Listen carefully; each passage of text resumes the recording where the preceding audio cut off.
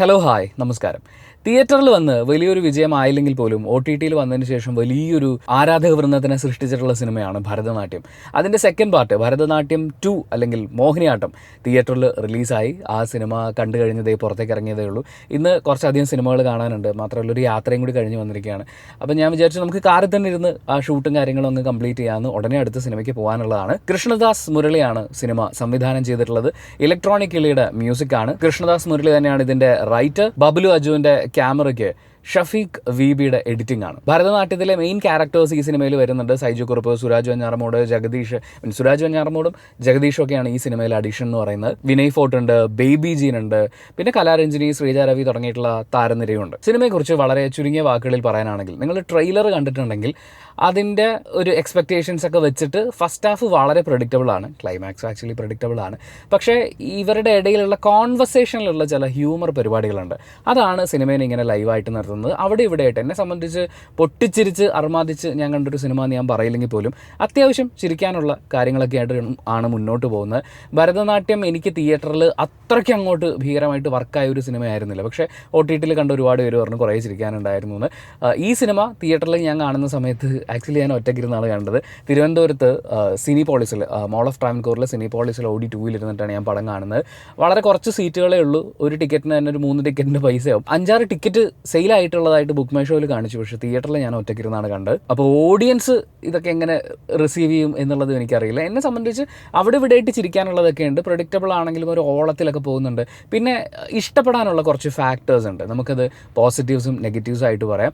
ആകെ മൊത്തത്തിൽ വളരെ ചുരുങ്ങിയ വാക്കുകളിൽ പറയാനാണെങ്കിൽ രസമുള്ളൊരു പടം. പക്ഷേ ദി ബെസ്റ്റ് എന്ന് പറയാൻ തോന്നിപ്പിക്കുന്ന, അല്ലെങ്കിൽ ഞാൻ ചിരിച്ചൊരു ലവ് ലൈഫ് വെച്ചാനെ, അല്ലെങ്കിൽ ഭയങ്കര ത്രില്ലടിച്ചു പോയി എന്ന് പറയാവുന്ന ഒരു സാധനം എനിക്ക് സിനിമയിൽ നിന്ന് കിട്ടിയിട്ടില്ല. ഇതിൽ ഈ പുകവലി ആരോഗ്യത്തിന് ഹാനികരം എന്നൊക്കെ പറയുന്നത് കലാരഞ്ജിനിയെ കൊണ്ടാണ് പറയിപ്പിച്ചിട്ടുള്ളത്. പുള്ളിക്കാരി ഗംഭീരമായിട്ട് നല്ല രസമുണ്ട് അവരുടെ ശബ്ദത്തിൽ അത് കേൾക്കാൻ. പ്ലസ് ആസ് എ പെർഫോമർ അവർ ഗംഭീരമായിട്ട് ചെയ്തിട്ടുണ്ട്. അവരുടെ ചില ഭയങ്കര രസമുള്ള എന്താ പറയുക, നമുക്ക് ക്യൂട്ടായിട്ട് തോന്നുന്ന ഇച്ചിരി കൊനിഷ്ഠ സാധനങ്ങളൊക്കെയാണ് കാണിക്കുന്നെങ്കിൽ പോലും അവർ ചെയ്യുമ്പോൾ അതിനൊരു ക്യൂട്ട്നെസ് നമുക്ക് ഫീൽ ചെയ്യും. കലാരഞ്ജിനിയെ കൊണ്ട് ആ പുകവലി പറയിച്ചത് നല്ല രസമായിട്ട് തോന്നി. പിന്നെ നമ്മുടെ സൈജു കുറുപ്പിൻ്റെ 150ാമത്തെ സിനിമയാണ്. അപ്പോൾ സൂപ്പർ സ്റ്റാർ രജനി എന്നൊക്കെ എഴുതി വരുന്നത് പോലെ സൈജു കുറുപ്പിൻ്റെ ഒരു ടൈറ്റിലൊക്കെ വരുന്നുണ്ട്. അതൊക്കെ ഭയങ്കര രസമാട്ടോ. പോസിറ്റീവ്സ് പറഞ്ഞു തുടങ്ങാനാണെങ്കിൽ ഒന്നാമത്തെ പോസിറ്റീവ് ഓഫ് കോഴ്സ് പെർഫോമൻസുകൾ തന്നെയാണ്. സൈജു കുറുപ്പും സുരാജ് വെഞ്ഞാറമൂടും കലാരഞ്ജിനിയും പിന്നെ ഇതിൽ വരുന്ന ഓരോ അഭിനേതാക്കളെ, നന്ദു പൊതുവാള്, അഭിറാം, ശ്രുതി സുരേഷ്, ദിവ്യ നായർ, ജിനിൽ റക്സ, ജിവിൻ റക്സ, നിസ്താർ സെയ്റ്റ്, കുറേ ഉണ്ട്. ഈ സിനിമയിലെ എല്ലാ ആൾക്കാരും വളരെ ഗംഭീരമായിട്ട് തന്നെ ചെയ്തു. എടുത്തു പറയാൻ എനിക്ക് തോന്നുന്നത് ബേബി ജീനാണ്. ബേബി ജീൻ ആ സാധനം ഉണ്ടായിരുന്നു. ബേബി ജീൻ്റെ ക്യാരക്ടർ എനിക്ക് ഫുള്ള് പറയാൻ പറ്റില്ല. അവരതിനകത്തൊരു കുഞ്ഞു സാധനം കൊണ്ടുവന്നിട്ടുണ്ട്. നിങ്ങൾ ഭരതനാട്യം കണ്ടിട്ട് ഭരതനാട്യം 2 കാണണം കേട്ടോ. കാണാതെ കണ്ടാലും കുഴപ്പമൊന്നുമില്ല. പക്ഷേ ഭരതനാട്യം കണ്ടിട്ട് ഇത് കണ്ടു കഴിഞ്ഞാൽ ചില പേരുകൾ, ചില നോട്ടങ്ങൾ, ചില റെഫറൻസുകളൊക്കെ നിങ്ങൾക്ക് ഭയങ്കരമായിട്ട് രസിക്കാൻ പറ്റും എന്നാണ് എനിക്ക് തോന്നുന്നത്. ബേബി ജീൻ്റെ ക്യാരക്ടർ, പെർഫോമൻസ് എല്ലാം വളരെ ഗംഭീരമായിട്ട് എനിക്ക് തോന്നി. എല്ലാവരും നല്ല പ്രകടനങ്ങളാണ് കാഴ്ചവെച്ചിട്ടുള്ളത്. ഇതിൽ ഈ അളിയന്മാർ അവർ അനുഭവിക്കുന്ന പ്രശ്നങ്ങൾ, അതിൻ്റെ അകത്ത് ഒരു ഇമോഷണൽ സാധനം, അതൊക്കെ എനിക്ക് ഭയങ്കരമായിട്ട് ഇഷ്ടപ്പെട്ടു. സെക്കൻഡ് ഹ്യൂമർ ആണെന്ന് ഞാൻ പറയും. അത്യാവശ്യം രസമുള്ള കൗണ്ടറുകൾ അവിടെ ഇവിടെ ആയിട്ടുണ്ട്. ഞാൻ പറയുന്നത് ത്രൂ ഔട്ട് നമുക്ക് ചിരിച്ച് തകർത്ത് അങ്ങനെയല്ല ഞാൻ പറയുന്നത്. അവിടെ ഇവിടെയായിട്ട് നമ്മളെ രസിപ്പിക്കുന്ന കുഞ്ഞു കുഞ്ഞു ഫാക്ടേഴ്സ് ഉണ്ട്.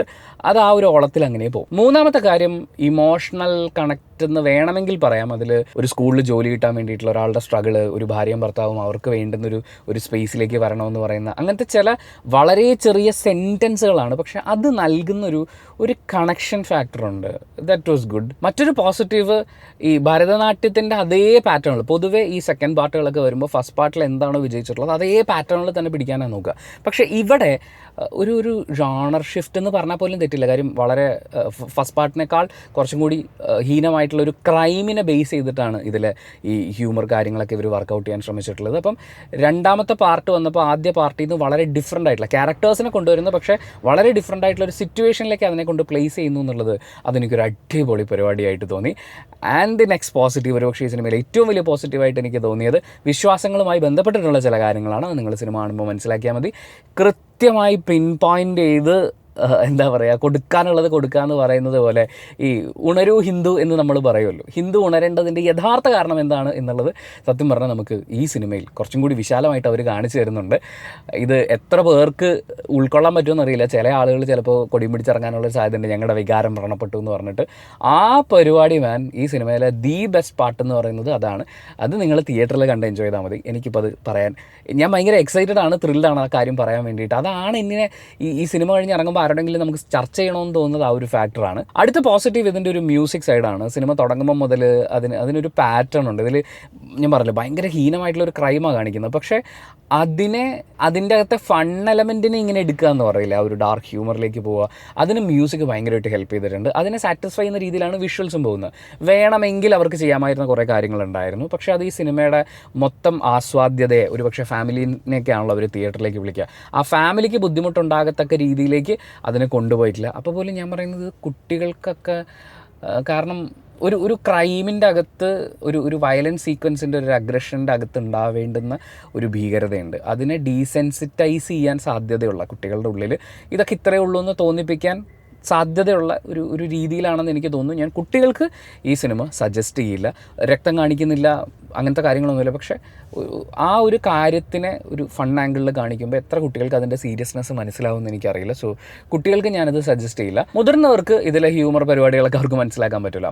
ആ ഒരു ആംഗിളിൽ കാണാവുന്നതാണ്. ഓഡിയോ വിഷ്വൽ സൈഡൊക്കെ അടിപൊളിയായിരുന്നു. ഇനി നെഗറ്റീവ്സ് പറയാനാണെങ്കിൽ, ട്രെയിലർ കണ്ടിട്ടുള്ള ഒരാൾക്ക് ഏകദേശം ഊഹിക്കാൻ പറ്റുന്ന കാര്യങ്ങളൊക്കെ ഈ സിനിമയിലുള്ളൂ. പ്രത്യേകിച്ച് ഇതിനകത്തെ ഫസ്റ്റ് ഹാഫ് കഴിയുന്നത് വരെയുള്ള, ഫസ്റ്റ് ഹാഫ് അല്ല സെക്കൻഡ് ഹാഫ് ഒരു പകുതി ആവുന്നത് വരെയുള്ള കാര്യങ്ങളൊക്കെ വളരെ പ്രെഡിക്റ്റബിൾ ആയിട്ടുള്ള സംഭവങ്ങളാണ്. ഇതിങ്ങനെ വന്നാൽ എങ്ങനെ വരും, ഇപ്പം നമ്മൾ തന്നെ കൂട്ടം കൂടി ഇരുന്ന് ചർച്ച ചെയ്താലുണ്ടാവുന്ന ഫ്ലോ ഓഫ് ഈവൻസ് അതങ്ങനെയാണ്. പക്ഷേ ഡയലോഗ്സിലുള്ള ഹ്യൂമറിൽ അവരപ്പോഴും പിടിച്ചു നിൽക്കുന്നുണ്ട്, വളരെ പ്രഡിക്റ്റബിൾ ആയിട്ട് ഇത് പോകുമ്പോഴും. ആ ഒരു പ്രഡിക്റ്റബിൾ സ്വഭാവം ഉള്ളതുകൊണ്ട് ഒരു വോ ഫാക്ടർ, ഒരു സസ്പെൻസ് ഫാക്ടർ അങ്ങനെ ഫീൽ ചെയ്തിട്ടില്ല. ഇതിനകത്ത് അവസാന ഭാഗത്തേക്കൊക്കെ വരുമ്പോൾ നമുക്ക് ഉണ്ടാവേണ്ടുന്നൊരു ത്രില്ലുണ്ട്, അതിലേക്കൊന്നും എനിക്ക് വന്നിട്ടില്ല. പക്ഷേ അപ്പോഴും ഈ ക്യാരക്ടേഴ്സിനോടുള്ള ഇഷ്ടം, പിന്നെ ഇവർ അങ്ങോട്ടും ഇങ്ങോട്ടും പറയുന്ന കൗണ്ടറുകളിലെ ഒരു രസം, ഇവർ വിമർശിച്ചിട്ടുള്ള കാര്യങ്ങൾ, അങ്ങനെയൊക്കെയുള്ള കുറച്ച് കാര്യങ്ങളൊക്കെ വെച്ചിട്ട് I am happy for this movie.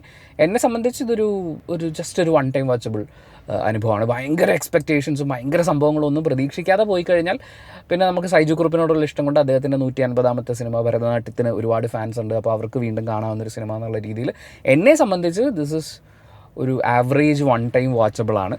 പക്ഷേ ഡിപ്പെൻസ് ഇല്ലേ, ഓരോ ആൾക്കാരുടെയും ഇഷ്ടങ്ങൾ മാറിക്കൊണ്ടേയിരിക്കും. ഓരോ സിനിമയും തിയേറ്ററിൽ കണ്ട് വിലയിരുത്തപ്പെടാനുള്ളതാണ്. സിനിമകളൊക്കെയും കാണുന്ന ആളുകളുടെ ഇഷ്ടങ്ങൾക്കനുസരിച്ച് മാറിയൊക്കെ വരും. സോ ഈ സിനിമ നിങ്ങൾ തിയേറ്റർ കണ്ടിട്ടുള്ള ഒരാളാണെങ്കിൽ നിങ്ങളുടെ അഭിപ്രായങ്ങൾ കമൻറ്റ് ബോക്സിൽ രേഖപ്പെടുത്തുക. ഞാൻ ഈ പറഞ്ഞതൊക്കെ എൻ്റെ പേഴ്സണൽ ഒപ്പീനിയനാണ്. സോ കമൻറ്റ് ബോക്സും കൂടി വായിച്ചിട്ട് സിനിമയ്ക്ക് പോകണോ വേണ്ടിയോ എന്ന് തീരുമാനിക്കാൻ കാത്തിരിക്കുന്ന കുറേ ആളുകളുണ്ട്. അവർക്കതൊരു വലിയ സഹായമായിരിക്കും. അപ്പോൾ thank you so much. Video ഇഷ്ടപ്പെട്ടാൽ ലൈക്ക് ചെയ്യുക, കമൻറ്റ് ചെയ്യുക, ഷെയർ ചെയ്യുക, സബ്സ്ക്രൈബ് ചെയ്യുന്ന കാര്യവും ഹൈപ്പ് ചെയ്യുന്ന കാര്യമൊക്കെ പരിഗണിക്കുക.